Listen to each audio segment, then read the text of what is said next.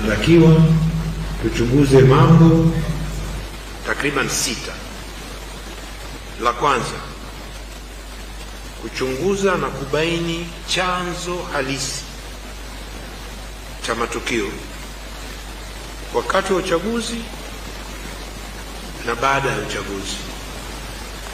Kwa hiyo chanzo halisi, kwa Kiingereza tunasema root causes, chanzo cha msingi, root causes. Root causes inawezekana kuna root causes na kuna immediate cause.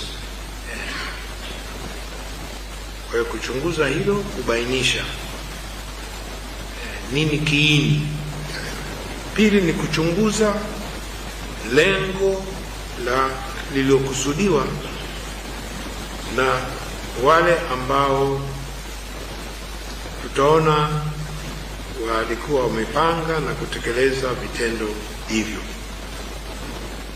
Yaani lengo lao lilikuwa nini? Walioshiriki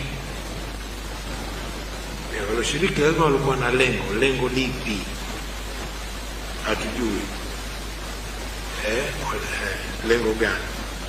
Tatu, kuchunguza na kubainisha madhara yaliyojitokeza, ikiwemo vifo, majeruhi, uharibifu wa mali na miundombinu na madhara ya kiuchumi na kijamii. La nne ni kuchunguza mazingira na hatua mbalimbali zilizochukuliwa na serikali na vyombo vyake na mtu yoyote mwingine au taasisi nyingine katika kubaini na kukabiliana na yaliyotokea.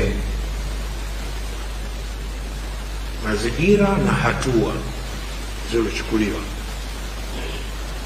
6 ni kupendekeza maeneo yanayohitaji kuimarishwa zaidi ili kuongeza uwajibikaji wa viongozi na raia kwenye kulinda amani ya nchi yetu, utawala bora, haki za binadamu,